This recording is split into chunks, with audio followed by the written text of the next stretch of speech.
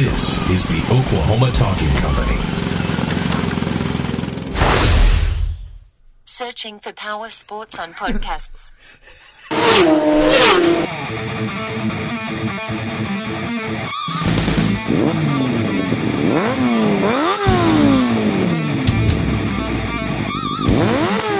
Welcome to the Powersports Podcast. We have a lot to cover today, and Eric Colvin is here from Colvin Motorcycles as usual, and we also have special guest Don Mumma from Motorcycle Works in with us today. Welcome, Don. Thank you. I'm glad to be here. He's going to be very verbose, I can tell already. So, unfortunately, we have to get started with something a little darker. The AMA Grand National Final event was in Santa Rosa, California this past weekend, and overall it was a fantastic event. We'll talk more about that, but unfortunately there were a couple of very serious crashes that took place at that race, and two young riders lost their lives as a result of those crashes, and Kyle McGrain, who was 17 years old, and Charlotte Caines, who was 20 years old, and both up-and-coming riders, both now gone from this earth far too early. I want to take just a moment of silence here to remember Kyle and Charlotte.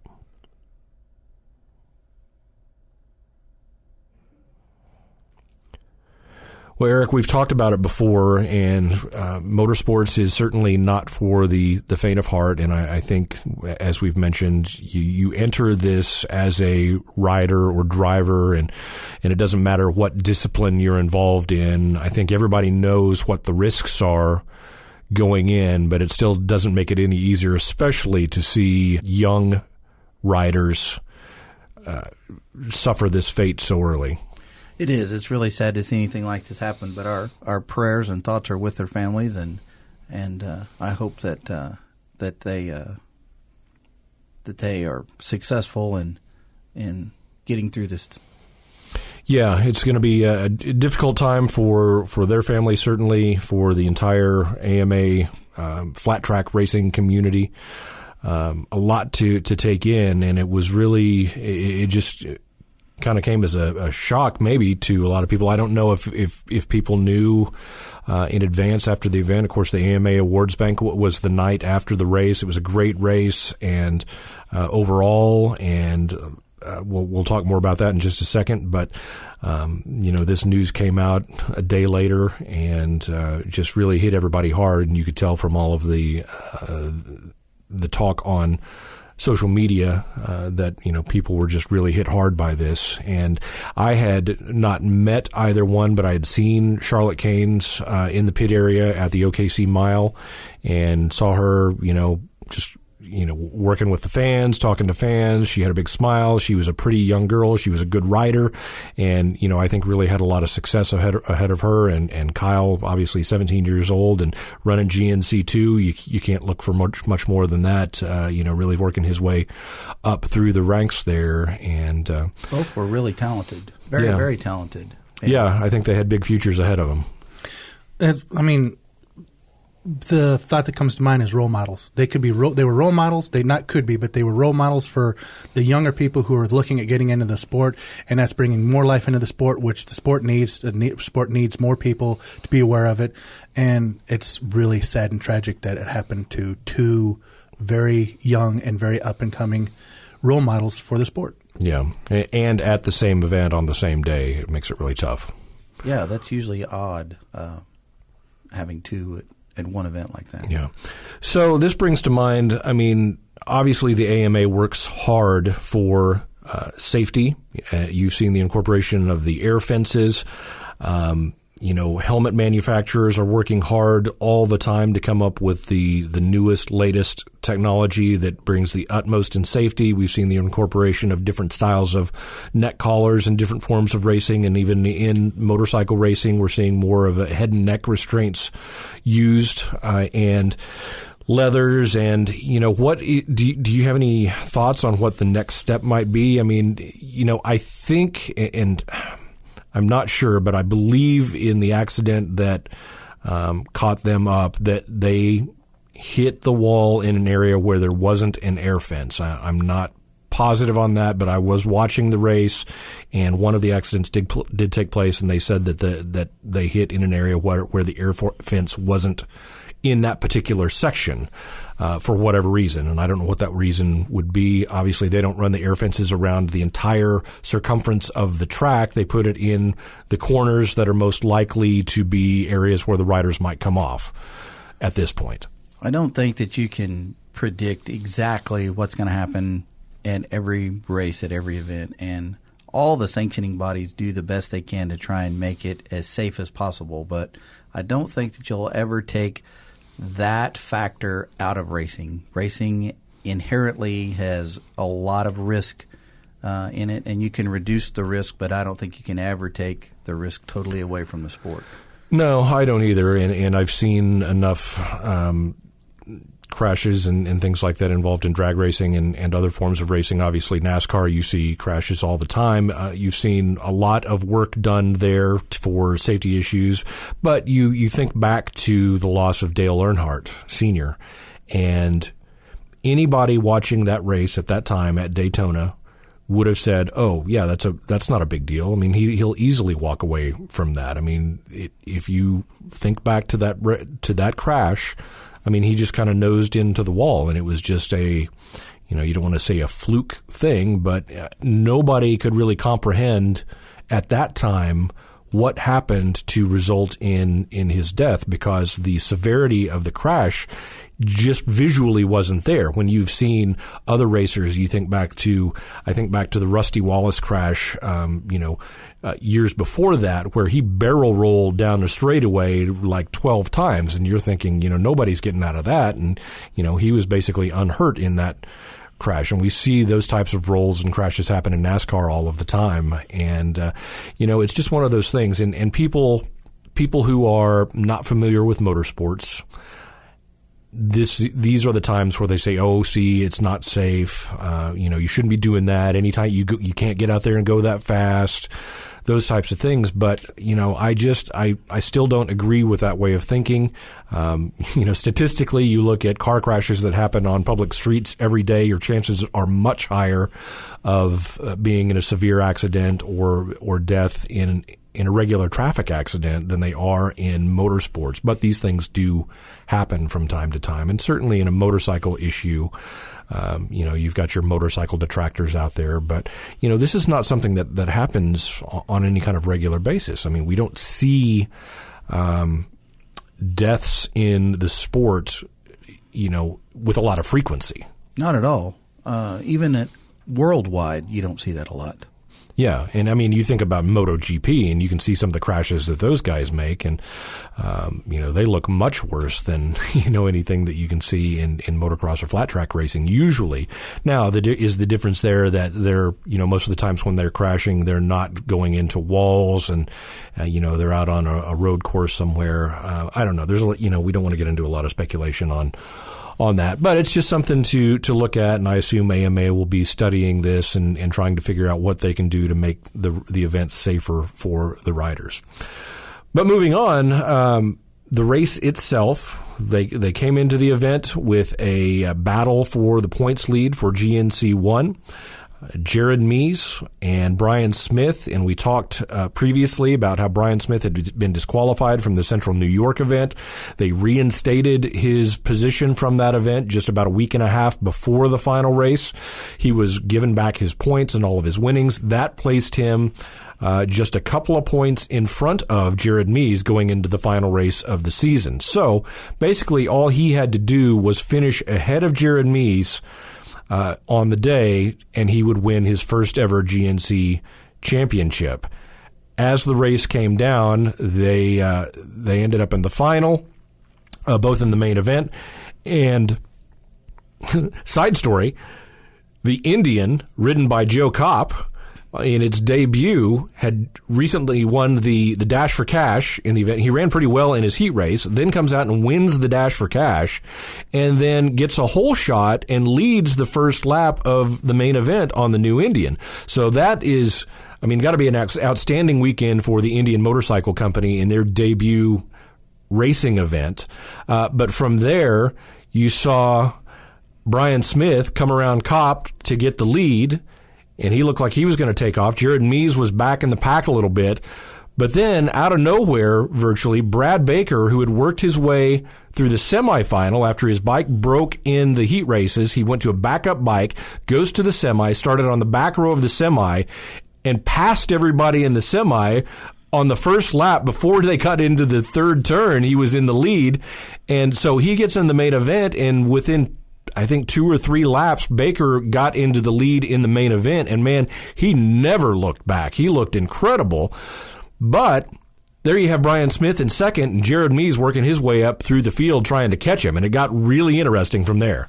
It did. That right there was well worth the watch for that main event, and hats off to Kopp. I mean, we thought Kopp would at least do a top 10, and he did do a top 10, and he led for a while with the new Indian. Now, you liar. You said top 5.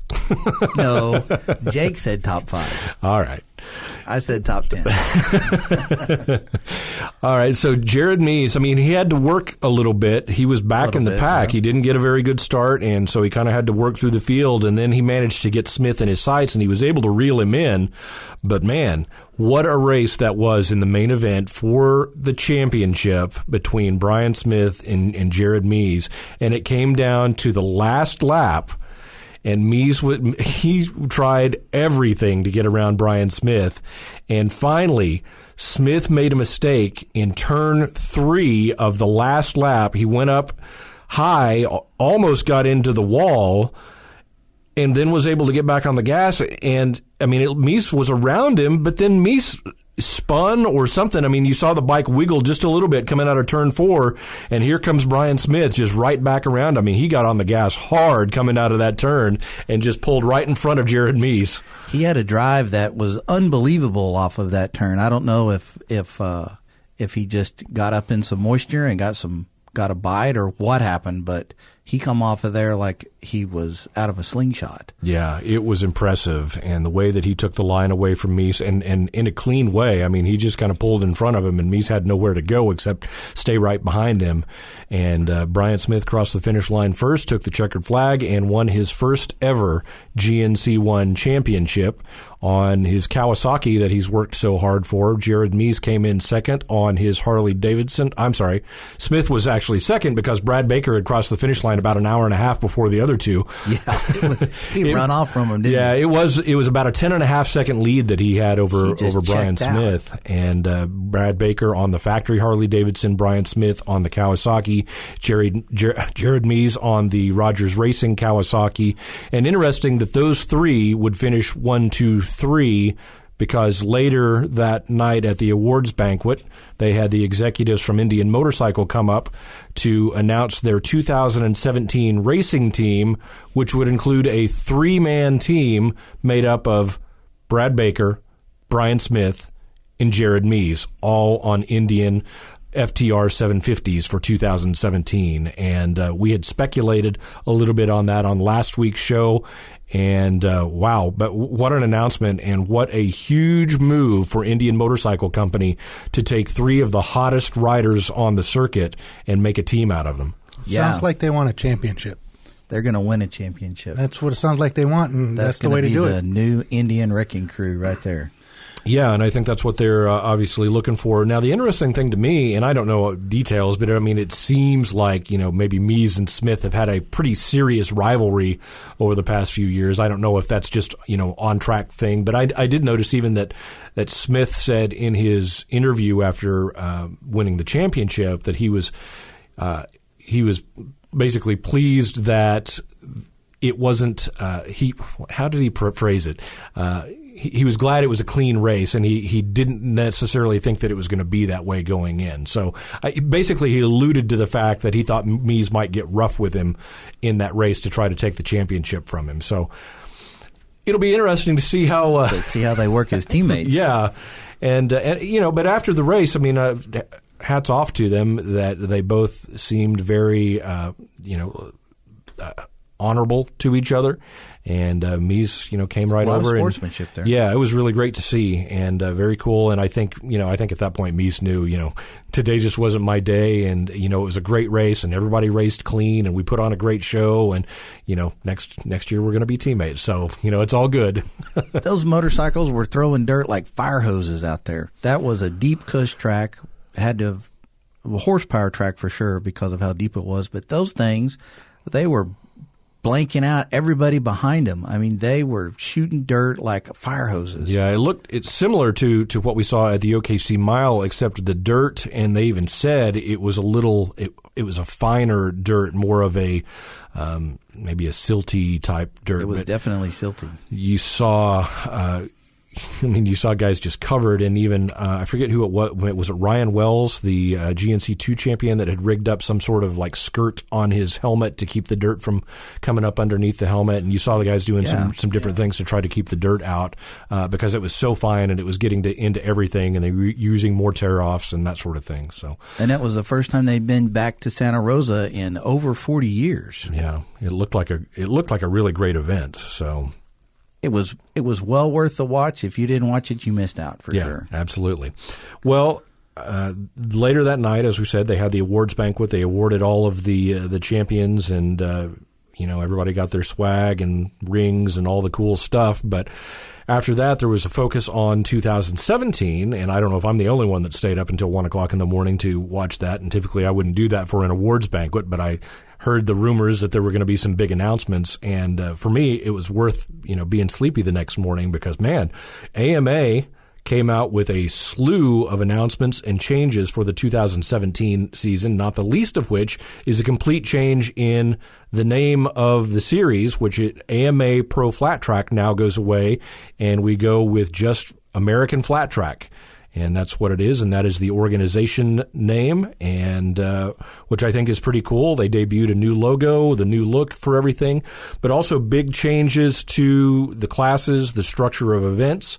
So next year we will see American Flat Track Twins and American Flat Track Singles. So we go back, like they had it a few years ago, where we had Pro Twins and Pro Singles, essentially, and the twins will be essentially the pro top class, and the singles will be what has been GNC2, but they'll all run singles at all of the events, and that will be kind of the feeder class to the AFT twins. In addition to that, they're changing the structure of the races to more of an elimination format where they'll only take a certain number of riders out of the heats. They'll transfer to the semis, and then you'll have to race through the semis to be able to get to the finals. And so you could have somebody win a heat race and not actually make the main event. So that'll make things a lot more interesting from a racing standpoint. And as they pointed out in the announcement, you will see the top riders in every single race for the most part. That is going to be really, really cool, and I think it's going to tighten up the competition, and I think you're going to have better racing with this format. It's a lot different than in the past, so I'm sure there's some controversy about whether people like that format or not, but it will definitely be interesting to see how that unveils and how it unravels or doesn't unravel or whatever for 17. Well, and the interesting thing about the classes, going to twins for the main category, if you will, or the pro category, is that in addition to changing up the classes and the structure, they're also adding a couple of more TT events, including the first race of the season, which will be at Daytona, inside Daytona International Speedway on the in the infield, where they will build a TT track, and that will be the first race to launch the 2017 season. So we'll see the twins on a TT track at the first race. And then we'll also see them again. They're going to have a TT involved with the Sturgis event. They'll run on the Buffalo chip, which is, kind of extremely well known in Sturgis circles, or if you've heard anything about Sturgis, all the concerts and everything all take place at the Buffalo chip. And they're going to build a TT track there and have a race. And then they'll also race back across town for the Black Hills National. National. So 2 races involved with Sturgis, one of those being a TT. We'll have the TT in Daytona, and then apparently they're still in negotiations with Peoria to come back there, and I guess they're having to look at some facility changes and things like that there now. But potentially 3 TTs, and everybody's going to be on twins, so that's going to make things pretty interesting. That is going to be worth watching and worth waiting for in and of itself. It's been decades since they had TT races with twins, so I'm looking forward to that also. Yeah. So what do you think? Are you hearing anything, seeing anything from your sources? What's the response been to the announcements that have come out and the new structure and classes and everything? Well, so far, everything that I've heard is a bunch of, wow, we've got a lot of regrouping and a lot of thinking to do, and we need to change up how we go with some setups. And so I think right now everybody's taking in what the new structure is going to be and trying to come up with a game plan. So it definitely made all the teams go back and have to sit down and think about the 17 season. Yeah. I have to think, though, do you think that teams even knew about that this was coming? I mean, there'd been a little bit of rumor about the twins and the singles thing, but I mean, yeah, there was some other stuff that, like we talked about last time about the rumor mill. And so there were rumors flying everywhere. And I think everybody, for the most part, was pretty surprised. Yeah. From what I gather. But not necessarily in a bad way. They were just, wow, it's just not where I expected it to go. Yeah. It seems that it's all on an upward progression, and obviously, Flat Track has gotten more exposure in the last couple of years, being involved with the X Games, which is something they didn't really say anything about. So I don't know if we'll see. I would assume we would see Flat Track back at the X Games, but they didn't make a specific announcement about that. And it wasn't really included on the AMA schedule last year. It was kind of a side event. So hopefully we'll see them back there, because I think that's great exposure for the sport. But nevertheless, American Flat Track is where it's at, and it's going to be an exciting 2017 season. We'll see the Harleys versus the Indians, which is going to be like the premier matchup of the decades in that series, and I think everybody's excited about that. Now, the interesting thing comes in, who replaces Brad Baker on Factory Harley? I mean, obviously Davis Fisher is there, but do they bring somebody else in and to replace Brad Baker now, and who gets that call? That's going to be something for the off season. I'm sure that there's been a lot of negotiations that have been going on that everybody's pretty quiet about, but in all forms of racing, most everybody's more familiar with the change-up in motocross, which is huge all the time. So it's not unlike that, and I think maybe some of the teams might go to a single rider team instead of a 2-rider team. So we'll just have to see how that plays out and how the money plays out and their budgeting. And yeah, I can't imagine Factory Harley with Vance and Hines is going to just have Davis Fisher. I would expect to see at least 2, if not 3 riders to go head-to-head with the Indian team now. I look for Indian to push Harley Davidson to go back like the Michigan Mafia, where they had 3 riders. I look for Indian to actually force that with Harley Davidson to have more than a single rider. Yeah. Who do you think would be good for that team? I mean, Davis Fisher, obviously young, GNC2 champion from 2015, had a decent 2016 with the XG 750. We know that Sammy Halbert's been kind of bouncing around lately. I don't know if he's a guy he doesn't strike me as a Factory Harley kind of guy, but what do I know? That wouldn't be a bad choice, and I think that Pearson would be a good pick too. Yeah, Brandon Robinson is out there. I don't know but he's on Zanatti, so he and Kenny Coolbeth. I don't know if you want to split that team up. I mean, they seem to do pretty good. But Coolbeth would be a good choice. Yeah, you get some really good experience there to go along with Davis Fisher. That would make a nice team. So we'll have to see how the contracts go and how their negotiations go and who's willing to go where. Yeah, absolutely.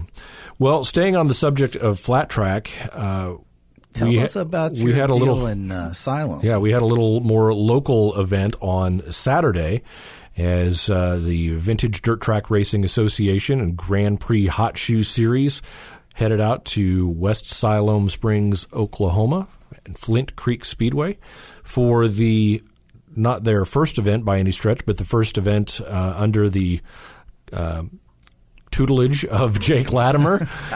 And, overall, I had the pleasure of going out and being the announcer for that event, and I had a great time, and Don was there teching motorcycles in and holding down a chair in a tent.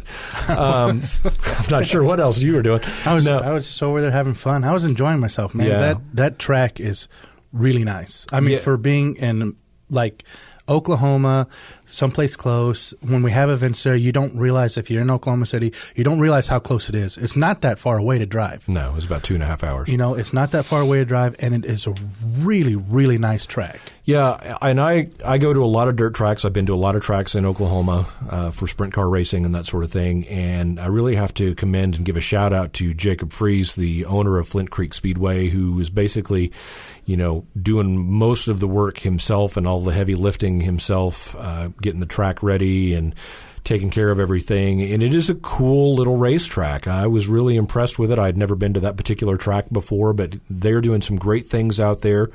And I think it was a fabulous race for the VDTRA. The track looked really smooth. It looked like the guys were fast. It was a little wet, and kind of slick in the first turn right at the beginning. We saw some of the younger riders having some problems out there.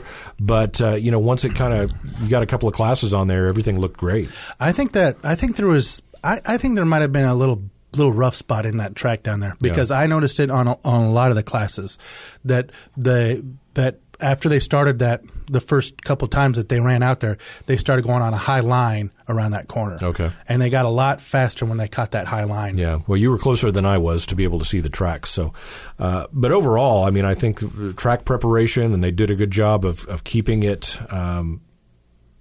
kept up throughout the day. I'll tell you what, man, for that, basically, as far as that track goes, being a one-man show, he does a great job. Yeah. It's probably also worth mentioning that event wasn't going to happen at all.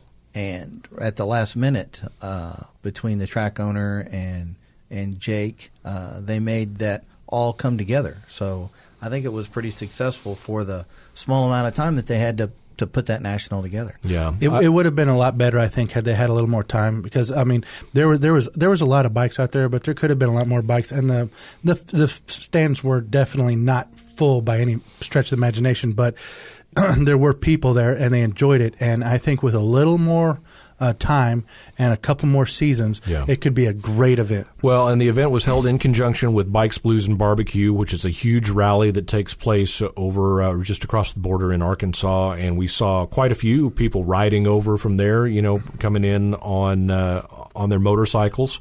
I think they said it was like 35 miles away from the actual event. So not far at all, and some of those people came over, and I know we had people from other states come in as well to both race and watch. And overall, I think it was a great event, a great start for Jake at the helm of the VDTRA, and looking forward to the next VDTRA event, which will happen in Albuquerque, New Mexico on October 22nd and 23rd. And then he'll really get ramped up, and I think 2017 is going to be really cool.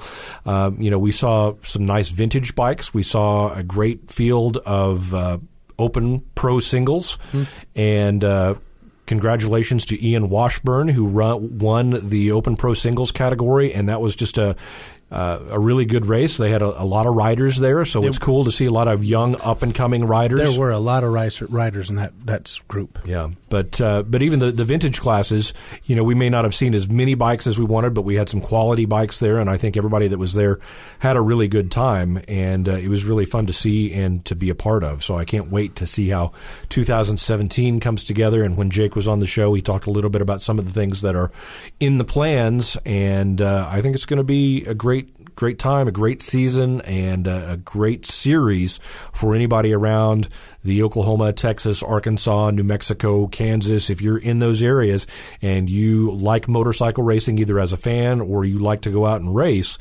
and this is something that you're going to want to look into and get involved in, because it's going to be a great series and something that we haven't seen around this part of the country in quite a while at this level. No, not at all. It's going to be really neat to see the changes that they bring about for 2017, and to bring in a lot of the kids classes, a lot of the support for the kids classes, a lot of the technical support for new riders and new parents. They're going to address that. And there's talk of a few Cup series within the Hot Shoe series in and of itself. So I think that if you were interested at all in becoming a rider, either for your kids, something you've talked about several times, that racing is a family affair. Absolutely. And it brings a family together, and it's good, clean fun, okay? And also, if you're interested in vintage or modern racing in any way, give us a try and look at it. Yeah.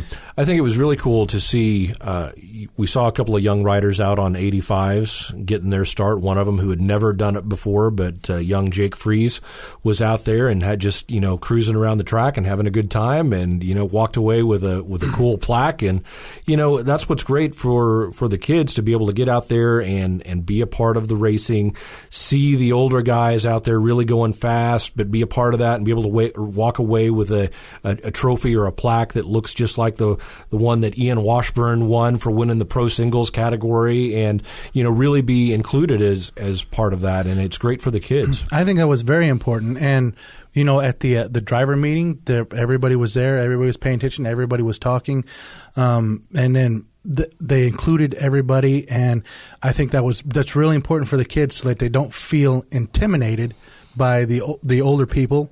Everybody was always open. Everybody had a smile on their face. Everybody was really enjoying themselves. It was very good. And I think that Jake and Mr. Kerry Cannon both together pulled off great execution. There wasn't any confusion. There wasn't anybody for being the first event. I think it went off really well. There wasn't any kind of confusion about who needed to be where and when they needed to be there or anything like that. They had one bike that missed one race, and that was because the bike wouldn't start. Yeah. And that was it. There wasn't anything about, well, I thought I was supposed to be here, or I thought I was supposed to be there. They did a very good job with executing it, and they did a very good job with making everybody feel included and making everybody feel welcome. And I think they did a wonderful job on that. Yeah. I'll tell you, two of the guys that had more fun than anybody else that day were the guys that ran the hooligan class. And you had Michael Tuminia and Anthony Turpin, and Anthony rode in on his dual sport. His Kawasaki. And I think he just came in to watch and then got talked into entering. And he was out there for like every practice session, and then out there racing. And they basically paired the hooligans up with a couple of the other classes. Mm-hmm. And, it didn't slow him down at all. He was having a great time. And was he probably in his 60s? Or? Yeah, he was in his 60s somewhere. And when you say dual sport, like this was what he drove to the rally. It had luggage on it. Yeah. It had a trunk and luggage on it, and he's out there on the racetrack. I'm like, man, if I was Kawasaki, I would have recorded that and used it as a commercial. As a commercial, for sure. Exactly.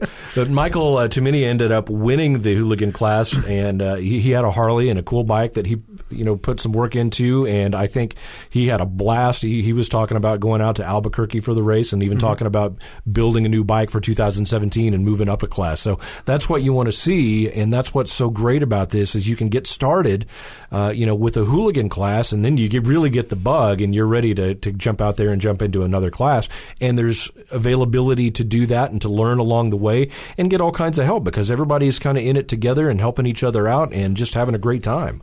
Well, you don't need a Harley Davidson. That's what's so great about this sport. There's a lot of bikes you could get into this sport relatively inexpensive for being a motorsport. When you think about motorsport in general and trying to be competitive, you could get into this motorsport and be competitive for relatively little money. Yeah. That being said, we'd like to announce the Powersports Podcast Hooligan Racing Team for 2017. If you have a bike sitting around that you'd like to have myself ride, we're completely open to that. We'll give you some great sponsorship and a lot of fun in the VDTRA series. So, well, who's going to call the races if you ride? That is true. We'll find somebody. You'll have to call the races on the bike, wireless. That would be interesting. Yeah, that would be fun. That'd be a lot of fun. So, other racing that took place over the weekend, we had the Speedway GP Series, and holy cow, Jason Doyle from Australia with the hat trick, and winning 3 races in a row, and he now holds the points lead over American Greg Hancock with 2 events left in the series. But I'm heartbroken. Well, I am too. I mean, and Greg Hancock hopefully could still pull something out at Torrin, but then they go to Australia for the final. That'll be on Jason Doyle's home turf. But he has looked incredibly impressive in the last 3 races. He's come on strong, hasn't he? He really has. I mean, the race before in Stockholm, I mean, he won 4 of his heats, I think, and just wow. I mean, that's impressive. Yeah, and I mean, he's just able to get to the front and find the line, and he makes moves that are just amazing and moving inside or outside wherever he needs to go. I mean, his bike, he's found the setup, he's found his confidence, he's got everything that he needs going his way right now. And, hopefully from our American fan standpoint, he'll make a bobble here in the next event that Hancock can capitalize on and get back in the points lead, because we would love to see him win a 4th championship. But man, it's going to be tough as long as Doyle keeps riding like he has been. Doyle's on the gas and he's charging hard, so I don't know. Hancock's got his hands full for sure. Yeah. So the Motocross Donations also took place over the weekend, and I can tell by the look on your face that you didn't get to watch that. I did not get to watch I had it DVR'd, and then we had it DVR'd die. Oh no, I hate to hear that. Well, I didn't get to watch it either. I just saw the results, and I'm still trying to kind of wrap my head around everything that happened, because apparently Team USA had a really bad first day, and then managed to come back on the second day and was in the lead, and then a fluke accident happened with Jason Anderson, who won a moto and then was crashed into after the race. One of the Japanese riders, I think it was, landed on him after jumping the finish line jump, and Anderson had rolled the jump, and he just landed right on top of him and knocked him out, literally, and so he wasn't able to come back. So it was basically up to Cooper Webb to just try to steamroll everybody, and he had the lead, and then he had a bobble up. Apparently they've got a big hill there on the Maggiore Italy track, and just went down and lost his spot, and ultimately Team USA ended up 3rd. France won the event, and the Netherlands was 2nd. Team USA got on the podium, but a lot of heartbreak involved there, and you could tell by reading some of the post-race interviews and everything that Cooper Webb was really heartbroken. I mean, he went there he took this... he's a serious guy when it comes to racing. He's one of those guys that's extremely motivated to win. But I think the extra honor of representing your country in an event of that magnitude he was really carrying on his shoulders, and it hit him hard when just having a mistake that sometimes happens in motocross and cost them the win when he was trying to carry it on for everybody with Anderson not being able to make the race and everything. So, unfortunate for Team USA. Overall, it sounds like it was a great event and a lot of really interesting stories. And Jeffrey Hurlings made his debut on a 450 and was apparently dominant on that bike and ready to go. So it'll be interesting in MXGP in 2017 to see how he stomps on everybody in the 450s apparently. And then the other news that came out this week was that Glen Helen out in California was supposed to be the site of the Motocross Donations in 2017, but just within the last 2 days they've come out and announced that they are not going to hold the event there, and it will be back at a European track in 2017. And apparently they cite the low attendance for the MXGP event that they held just a few weeks ago out there, which apparently doesn't bring the crowd out that the AMA National Lucas Pro Motocross national event brings, which kind of stands to reason. Although you'd think motocross out there is like the big That's thing, huge out there, and you'd think people would come out to see the Europeans, but it's different. It is, and it's really different. If you watch the European stuff and you watch the American stuff and you watch everything, I watch a lot of MotoGP. And you watch the MotoGPs, I go to the ones that are here, and you go to these events and you see people like the one down there in Austin at Circuit Americas. We go down to that MotoGP down there, and they have a big crowd. They're talking about, well, we have a big crowd this year, and we've got like 70,000 people. We got 60,000 people. And then you go to Spain. And like Spain's attendance is like 160,000 people.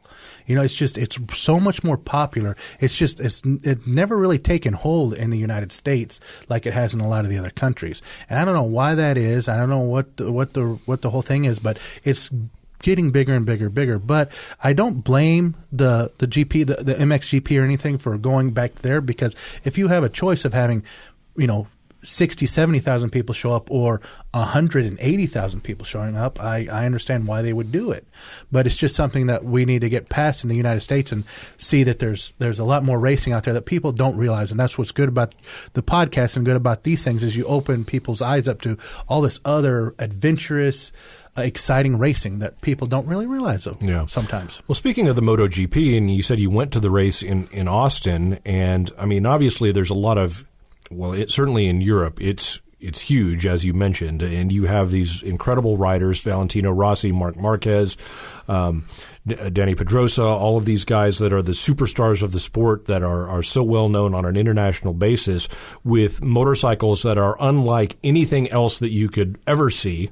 I mean, basically, if you know anything about motorsports, you know what Formula One is. I mean, MotoGP is Formula One for motorcycles. They are purpose-built. They have the latest, and sometimes not just the latest, but the most advanced technology that's not even on any other motorcycles right now.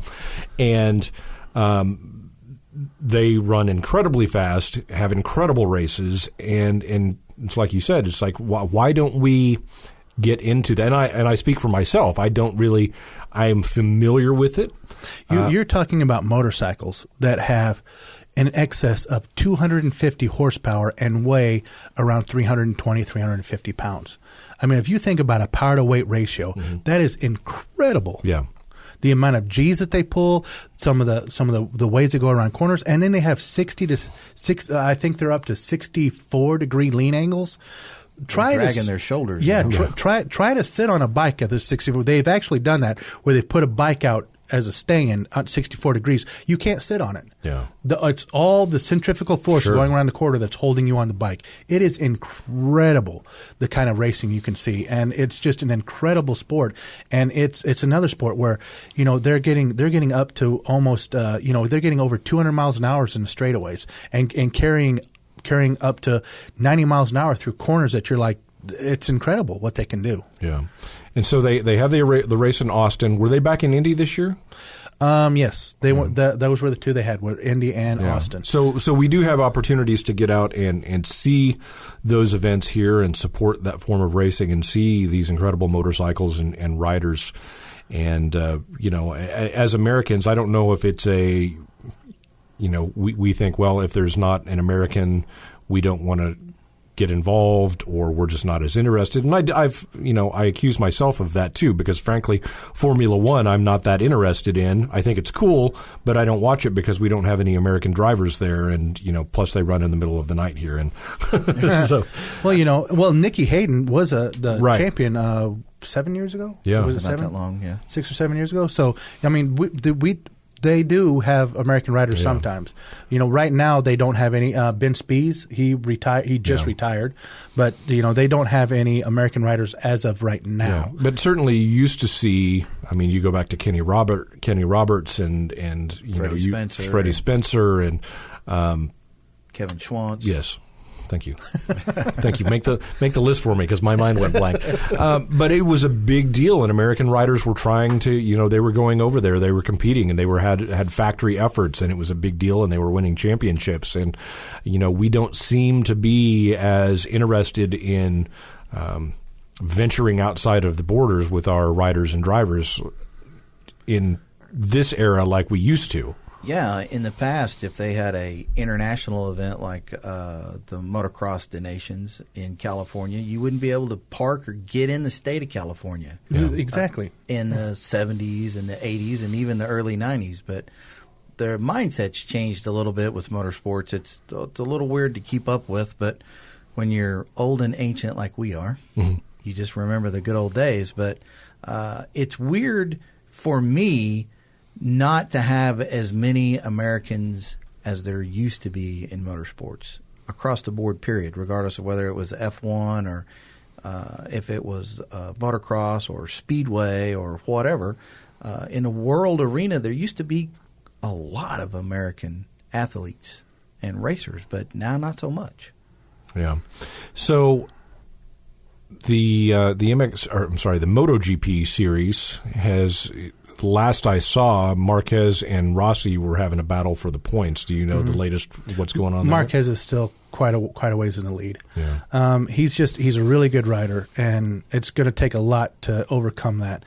Next year, I'm really kind of curious to see what happens next year because next year, they're changing a lot of stuff up as far as where the riders are going, and so I'm kind of curious to see what's going to happen next year because I think it's. Unless something really weird happens, I think Marquez probably has this season locked up. But it could happen.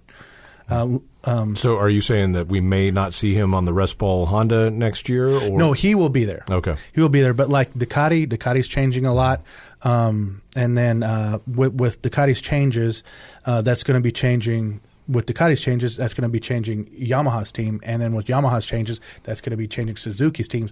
And Suzuki, these last couple of races, Suzuki has really started to come in. I think they've starting to find their groove and actually starting to be a very competitive force in the series. How much longer do you think Rossi's going to ride? Man, that's a hard one. Because it's hard for me to believe that Rossi's old enough to retire now. He's been old enough to retire. They were talking about him retiring, and then he went back to the Yamaha, and he started being really competitive again. And so he still looks like he's about 19 to me. Yeah, he looks like what is he's 37? I do believe he's 37. Yeah, he's somewhere in his late 30s. I think. 30s. Yeah. And it's such an exciting sport, and it's a fun and exciting sport, and their sportsmanship is really nice. They try to take care of their fans. Rossi's great with his fans. Yeah. He does a lot for his fans, and everybody's good. Let's see here. Jorge Lorenzo. Jorge Lorenzo's he's leaving Yamaha and he's going to go to Ducati. And when that happens, Maverick Vinales is going to leave Suzuki to take his place at Yamaha, and so it's going to be moving a lot of stuff around. But what was it? 2 years ago, 3 years ago, Jorge had won the championship, and he wasn't doing very good, and he broke his collarbone, and then they reset it, and then he went right back out and ended up breaking it again, and they did some stuff, and he wasn't being very competitive, and then they have this little break, and he works and works and works, and gets himself into a position where he's more competitive again, and it's amazing to see how people don't think of them as like athletes like a football player or a soccer player or something like that, but they are athletes. Yeah. They work hard to get in the kind of shape that they need to be in to ride those bikes. Yeah, well, you even hear the flat track racers talking about, their training and they're doing the road bike work, on bicycles and all of that sort of thing, like you hear a lot of the motocross guys do. I mean, I think you're seeing more and more of the motorcycle racers across the board getting into, more fitness, riding bicycles and doing the mountain biking and lifting and all of that sort of thing, and not lifting to get big and powerful, but I mean they work at lean muscle. Yes, they work a different way. I wouldn't know anything about lean muscles. So. I do not know anything about lean steaks. Long time ago. But as far as the series goes, Marquez he's got a pretty good lead. I think if things keep going the way they're going, he'll probably have this season locked up. And I'm really curious to what's going to happen next year because it's going to get really. These last few years, it's kind of been these last few seasons, it's been same riders, same groups, and so there hasn't been. And next year's going to have big changes. What do you think it is as a whole, and maybe it's just me, that I have not put a lot of focus on road racing motorcycles, but it seems like it has kind of died off in the United States. We have the Moto America series now, and is that part of it? Is there just been so much splitting and name changes and bike changes that nobody really knows where to go for, because we used to have the AMA Superbike series, and then there's still the European Superbike series, which is different from MotoGP, and we have Moto America now, which has the Supersport 600s and the Superbikes and another class as well. And is it me, or is road racing motorcycles on a professional level not as prevalent as it once was? It's not anymore, and I think you're correct in that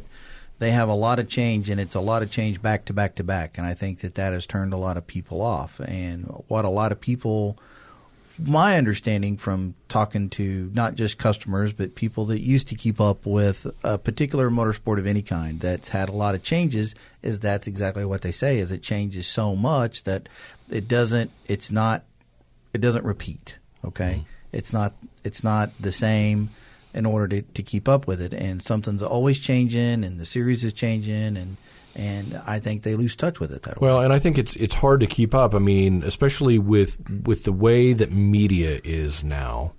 You have so many channels on cable or satellite or whatever you have, and then you have series that aren't even getting TV coverage, that are maybe doing a live streaming thing, which is great in some aspects, but on the other hand, you're not getting the publicity, or maybe the novice motorcycle fan or just the casual fan isn't seeing it come up on their queue for their TV, so they don't even know that it exists. I mean, you really have to kind of go out and search for things, where it used to, I mean, the Daytona 200 was always a huge deal.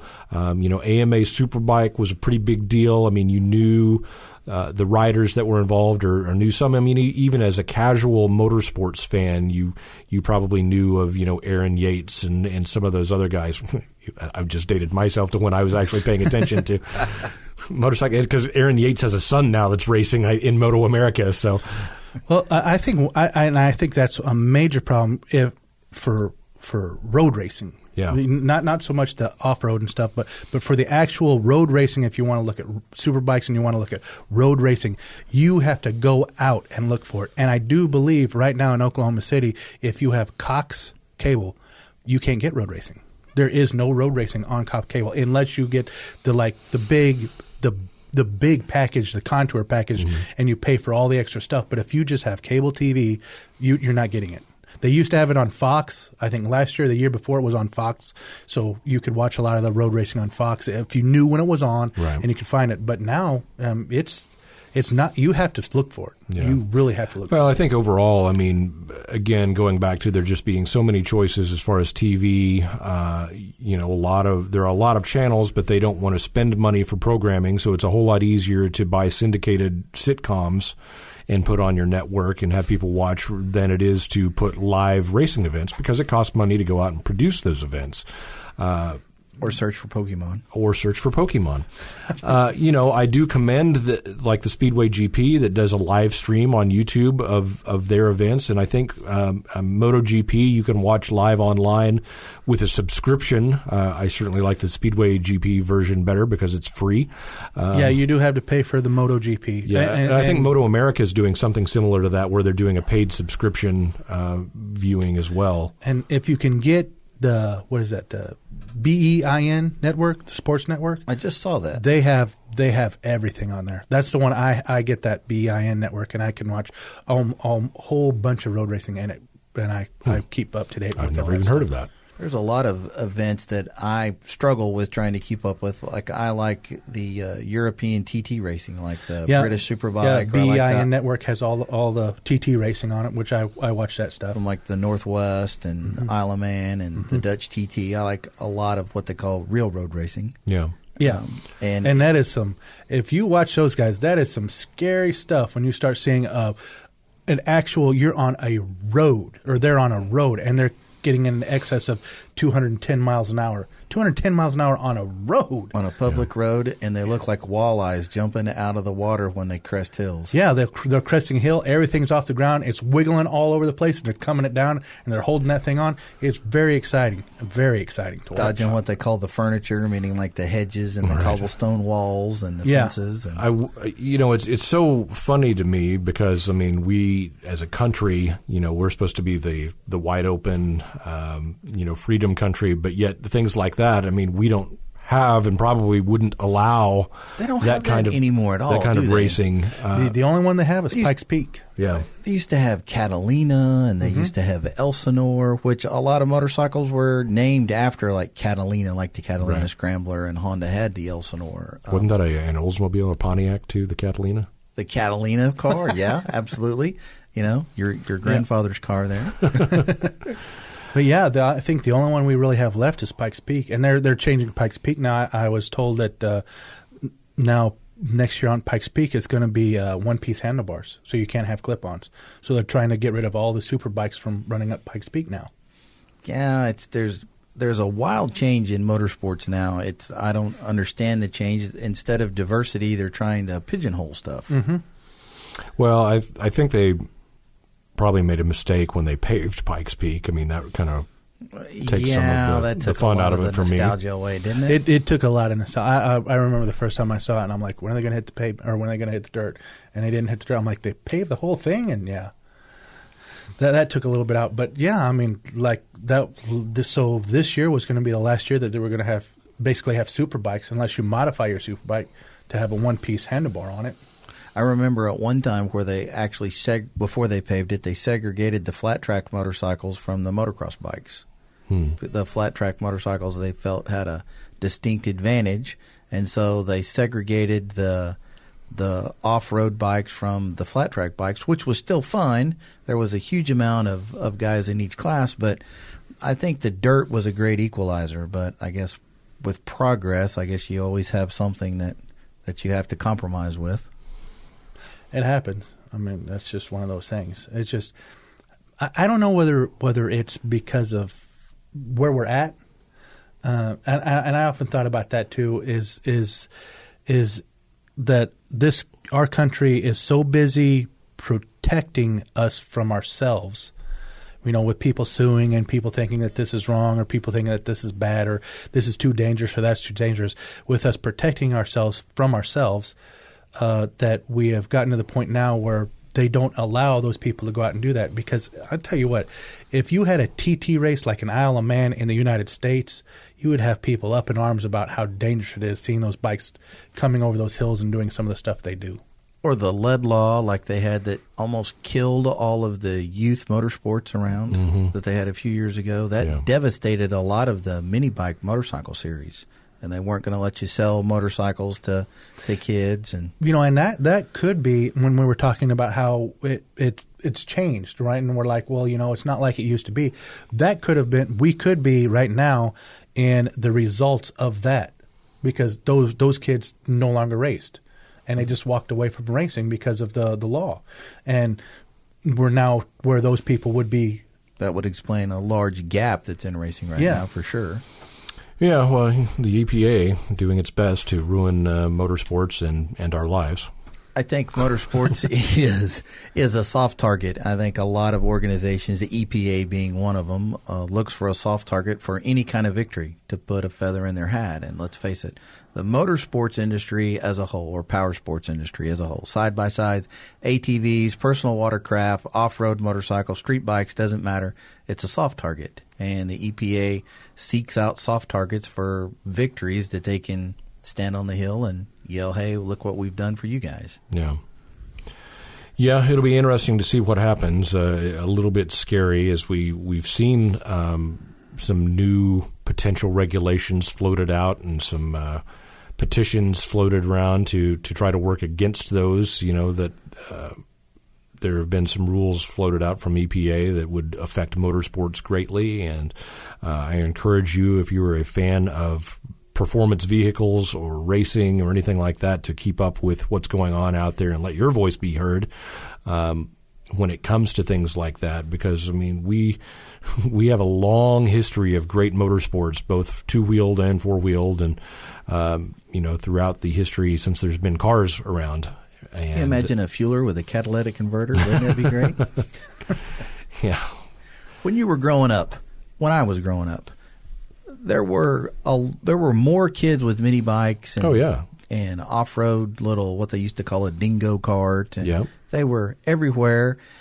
Nobody was causing any trouble. It was a lot of fun, and there were families here locally. There were a lot of families that picnicked at Draper and rode dirt bikes and stepped through 90s and all of that stuff. And well, and there used to be places you could ride that there were open fields. They've built a convenience store or a housing addition on top of every piece of spare land around Oklahoma City for the most part. And if, God forbid some kid gets out on a little motocross bike or a Trail 50 or something like that now, then somebody's calling the cops saying that they're causing a disturbance. And that also goes back to protecting us from ourselves, as in now you got landowners that are protecting themselves because they don't frivolous lawsuits. Yeah, they don't want a kid out there on his 50 to fall over, break an arm, and then have a parent sue them because they were on their property. When somebody with common sense would say, well, he was out there goofing off. These are kind of the things that happen. That didn't seem to be a deal when I was growing up. I used to ride on a piece of land that I would sneak through a housing addition and cut through the back way, and there was a big open field that I could get to, and I wasn't the only one, and there'd be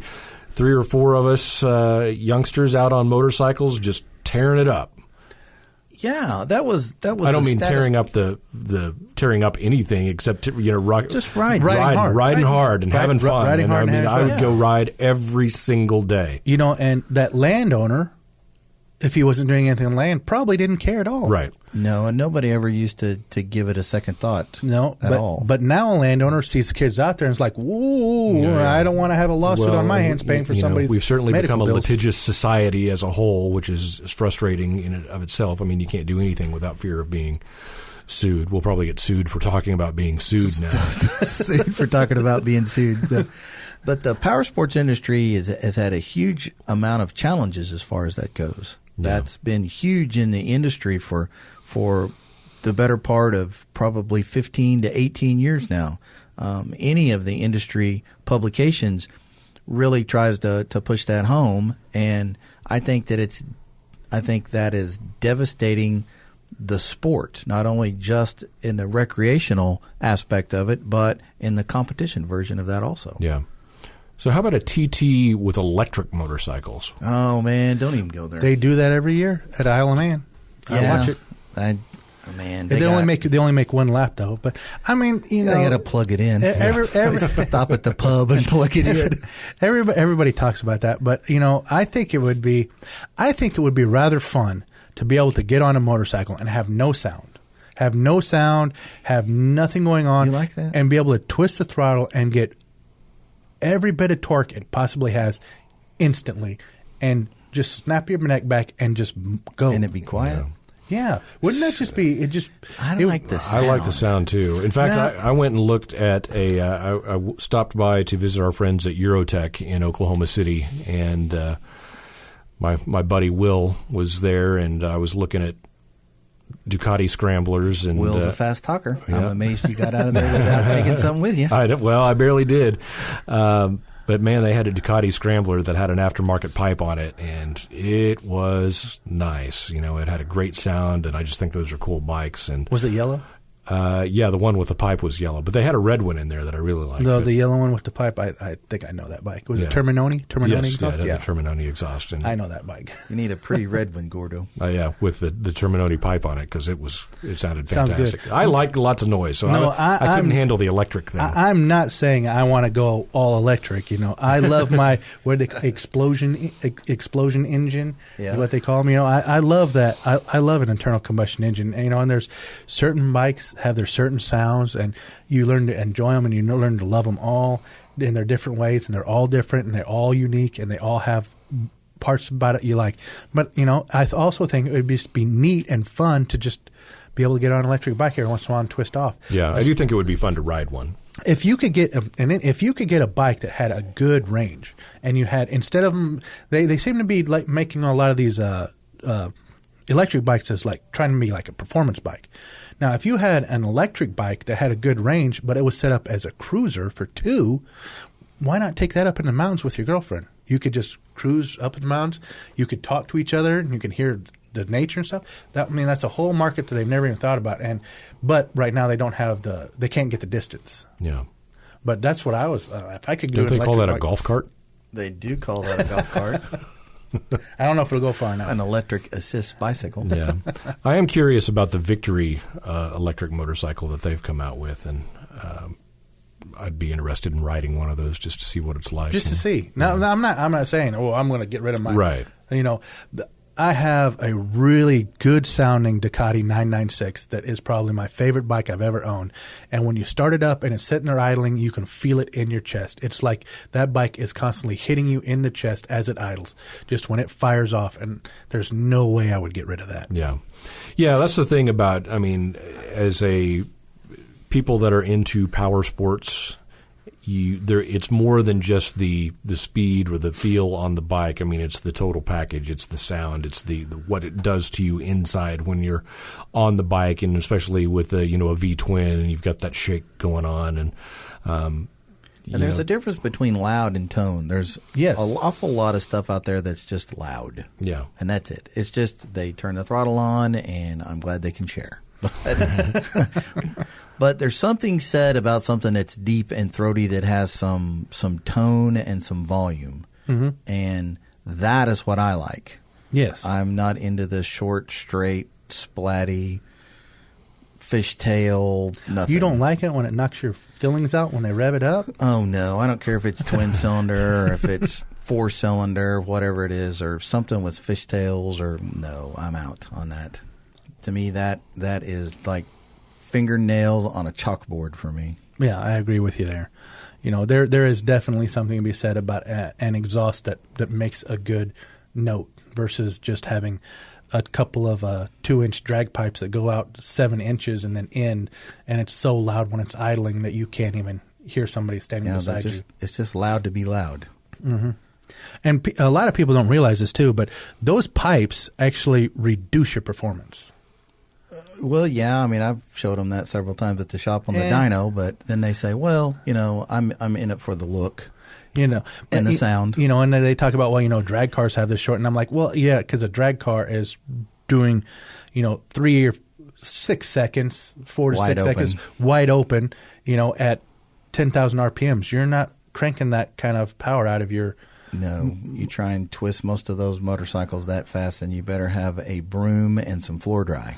And you see it. I see it a lot with my Harley Davidson customers. They'll want to come in, and I'll put an exhaust on that actually increases performance. They'll read about one, they'll find it, they'll increase performance, and then I'll put it on the bike. And the first thing they want me to do is knock the baffles out of it so that it's louder. And I'm like, well, then you're reducing the performance. You just bought the exhaust. Yeah, a lot of people confuse baffle with killing horsepower for some reason, and I blame that, back again on false media. There's a lot of magazines out there and a lot of blogs and a lot of internet places where people can have posts and stuff, and it's horrible because it gives a lot of false information. Mm-hmm. Somebody does it and they think it's better, so then they write about it, and then somebody else says, "Oh, well, they did it, so I'm going to do it," and then they write about it because they've done did it. And all right, so then let's clear the air.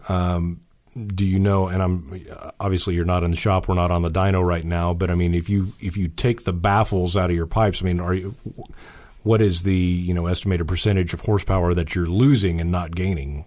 I've seen. Let's say that we've got a Harley, okay, Super Glide. Let's just pick a Super Glide. You're going to make the Harley people mad when I you tell them know they're going to be picketing has. outside the shop tomorrow, right now. Their headbands and their vests, and they're going to be picketing. Usually, let's say that the bike makes 70 pounds-feet of torque. That's not an outrageous number, okay? And you put some kind of really short pipe on it with no baffles in it, you can knock it down to like high 50s or low 60s that quick. And it's loud. It's really, really loud. And a lot of times it makes the motor flat and then it comes on all at once. Well, that big hit is what people think is an increase in power when it's really not. It has a really, really high peak. It'll go straight up and then it comes straight back down, and people can feel that if they twist in the throttle. Right. So they feel, because it happens so quickly, they feel like it has increased horsepower, but ultimately it doesn't. Yeah. It's just engine inertia. It's flat on the bottom, and then it comes up to an RPM range that the motor's happy with, and it comes on all at once, and it accelerates fast, and the customer says, "Hey, this is making some more power," and it's not. Yeah. It's not at all. So the better choice is obviously to find a set of exhaust that you don't mess with internally, but is built to increase the horsepower. Increase the horsepower and give you the sound you want. Right. Without you need to messing be honest with it. about what you have in your motor, and buy a package around that. Yeah, and certainly if you go to, you would hope that if you're buying a new bike from a local dealer that somebody in the service department could be able to guide you in the right way. But certainly we have a couple of shops, at least in town, Colvin Motorcycle Company and Motive Cycle Works, that you could probably get some good information from. All manufacturers have what they call stage packaging. Stage 1, Stage 2, Stage 3. And it's amazing to me how many people in this world think that a Stage 1, that they can go home and make the Stage 1 better after a manufacturer has spent millions of dollars to develop that package. You're not going to go home in your garage and it's not 1955 anymore. Yeah. Well, and if you buy a new bike and you put, say, a Stage 1 kit on it, and you get a set of Vance & Hines pipes or Cobra pipes or whatever aftermarket pipe that you like the looks of and think you're going to like the sound of, I mean, that's just not. He has. That's not just putting pipes on. I mean, we're talking about a change in the tune in the computer for the bike as well to be able to accommodate the pipes. And there's a lot more that goes into it other than just bolting the pipes on and kicking the baffles out. Yeah, and a lot of people go for looks. They say, well, I don't like that. I just want it to look cool. If you want it to look cool and you want it to sound cool and you don't care about performance, hey, go ahead. I'm telling you, there's plenty of things to choose in any distributor's book and have right at it. And then a lot of the pipes you also have to think about is the power range. Mm-hmm. That's something else you really should think about. Where your motor makes power. Where your motor makes power, where you're going to be driving at comparatively. Because I know a lot of exhaust, you'll see the torque curves, or you'll see the power curves versus this. And, I've had a lot of people that come in, well, this makes a lot more power right here. And I'm like, well, yeah, it makes a lot more power at 9,000 RPMs, and you have a Harley Davidson. You're not going to twist 9,000 RPMs out of your stock. I would hope you're not going to have a Harley at 9,000 RPMs for any significant period of time. And it makes less power when you're down here at the 3 to 5 range. I'm like, and that's where you want your power. Yeah.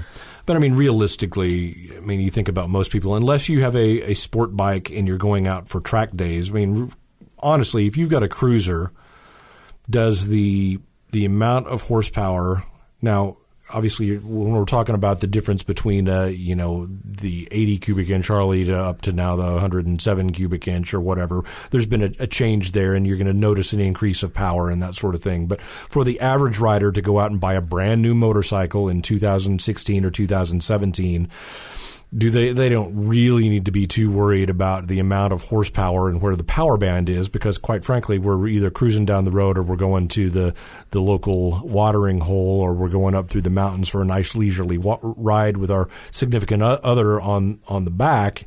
We're not going to be running at 9,000 RPM. We're not going to be trying to pin it through the corners or anything like that. So the sound does become more important at that point, I think, because everybody likes what they want it to sound like. The stock Harleys today don't sound like the stock Harleys of yesteryear, and so if you put a nice set of aftermarket pipes on there, you're going to get that kind of deeper, throatier sounds. But I don't know. So, what do you guys get most of? Do you get a lot of guys with cruisers coming in that are like, I want the most power I can possibly get out of it, or is that more loud? Yeah, they just want loud. They want loud. Well, I get some of the guys that are cruiser guys, because you have to also think about bike nights. Some bike nights, some places, I've never been to one, but I have a lot of customers that come in that go to bike nights where they have set up a dyno. Okay. Oh, have- yeah. So They the have dyno lot drags. dynos. Yeah, and they things have like the that. local dyno, so they want to make sure that they have the power to go to the local dyno. You get those guys, but man, I used to have an Evolution Harley-Davidson Springer, and I had 2-inch drag pipes on it and an S&S carburetor on it, and it sounded so good. It sounded good, and it did everything I ever wanted to do on it. But I probably, with those 2-inch drags on that S&S carburetor, I probably reduced the amount of power it had from when it was factory, but it sounded so good, and it did everything I wanted to do. And if that's what you're after, that's what you're after. I mean, I have yet to find another motorcycle that sounded like that motorcycle, and people used to compliment me on it all the time, how it sounded. And hey, it did its job for me. Yeah. It did its job wonderfully for me. Now, it's different if you have somebody with a Ducati or a MV Agusta or something along those lines, and they're even a GSXR R1. Yeah. But we still run into a lot of problems with those guys because they have a stock motor. For the most part, I'm going to say over 90% of the whole power sports industry is pipes and air cleaners. Well, yeah, totally. And the 4-cylinder guys put too big a header pipe on them. They put a full race system that's for a full race motor, something that is more compression and bigger cams and port work and everything that goes into a race motor. But because it's racing, they think they should put it on their bike. And we're back to the same deal. It's flat at lower RPMs, and it doesn't go through traffic or cruise down the highway very well. Okay, it's like it's gone from an R1 to not even a really good R6, and then about $5,000, you have this power that comes on that hits you in the face, but it only lasts maybe 1,000 RPM at its peak, and then you got to shift it, and it noses off really bad. And they come in and they're complaining how it runs. So we put it on the dyno, and we see what the graph says and where it's making power. And you see this full competition race system. It's like, why did you do that? Well, because the blog said that, or the message board said this, or magazine, which is actually really wild that you can still buy magazines, but they buy magazines and they say, well, what's even wilder is that you can get a magazine and they're putting out incorrect information still. Oh, no, they would never do that, would they? Ever? So most people need to be honest about what they have, what they're going to use it for. If you've got you have a stock motor, which is fine, you need a slip-on system. And you need some kind of better breathing air cleaner than a stock air cleaner. But you don't need to attack the air box like a beaver with scurvy either. No, you get a good high flow air filter on it, and you get a good slip on. And if your bike's newer with your fuel injection, a lot of times just changing those out, the computer itself will compensate for that. It has enough variable in the programming to compensate. It'll for compensate. That. You also have all the guys who go out there and want their computer reprogrammed. They want to have the power commander put on it, and they want all this stuff. And then the next thing you know, they're got so much fuel going to that thing that you're just I would have gag a maggot. And they run. Well, when I get done riding my bike, I smell like gas. I'm like, yeah. Well, yeah, because you're killing mosquitoes in 4 counties with that thing. But yeah, I mean, a good slip-on to get the sound you want with a good high-flow air cleaner, and your computer will do the rest. Yeah, and you'll have a great time on your bike, and you will get more power, and you will feel that more power. Yeah, it's more of a usable bike, but you're still got a lot of guys that it's more ego. Yeah. Well, that's always part of it. I think I get a lot of customers that want to come in and do a lot, and we do a lot. We do a lot of reprogramming. We do a lot of changes to the engines, the cams, the springs, the valves, and we do all that stuff. And if you want to go that route, you can. The thing a lot of people should think about when they're talking about performance bikes in general is you're already talking about a performance engine. Like, think about that. You got a 1,000cc engine, 1 liter engine that from the factory now. You have them that are putting out 160, 180 horsepower. That's a 1 liter engine that's putting out, almost 200 horsepower versus your car that's got a 3 liter engine in it that's putting out 100, 120 horsepower. Yeah. You know, and so that's what you think about it. And it exponentially changes once you start wanting to get like, well, I want to top 100 or I want to top 210 or 215 horsepower. You're starting to get into a lot of money. Yeah, and it's amazing now that production motors that will run 100,000 miles with 160 horsepower, where back in the day, like a Z1 Kawasaki, if you made much more than about 100 to 125 horsepower, it wouldn't last 15,000 miles. Yeah, it's astonishing how much power and how reliable they're making their motorcycles today. And just throw that stuff on there, get the sounds you want, and have some fun and enjoy yourself. If you want to go big, we can go big. If you want to go, but just to put one piece on your bike and think, oh, this will be great. Yeah, and a person needs to think about a total package. What is it going to do to what you already have to work with? Mm-hmm. And most of the motorcycles will run way faster than you can ride them anywhere anyway. So if there's a particular sound that you want, at least don't kill the power that you've got. At least get something that enhances the power that you're already given from the factory. Yeah. Has a good sound to it. Sounds good. You always want a good sound. Yeah, that's right. Speaking of new bikes and new sounds, the plan at this point is that Eric and I may be out at our good friends at Iron Nation Harley Davidson next week, and maybe riding one of the new Milwaukee 8 powered Harley Davidsons. So we will bring that to you and tell you. I'm curious about that. We'll tell you all about it. Well, you'll have to listen to the Powersports Podcast next week and find out. I will do that. I'm really curious about that engine. It sounds very.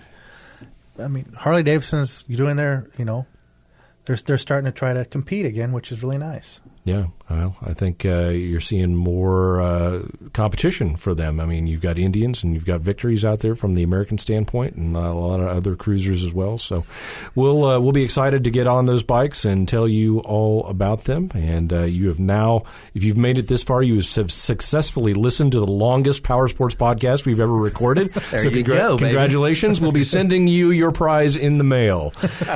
But we do appreciate you listening. You can find us, of course, at Oklahoma Talking Company. That's oklahomatalking.co. You can also like us on Facebook, facebook.com/Powersports Podcast. Follow us on Twitter at Powersports Talk. You can also find us at Powersports Podcast on Instagram. You can listen to us, subscribe, download, give us reviews, and say hey on iTunes as well. And you can also listen on Stitcher Radio. Pick on Jason. On your smartphones.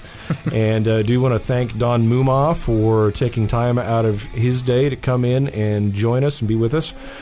And stop by and see him at Motive Cycle Works. And as always, Eric Colvin Motorcycles. I appreciate you being here and making me sound good. So anything for you, man. Yeah, for Don and Eric, I'm Jason Baffrey. This is the Powersports Podcast, and we are out of here.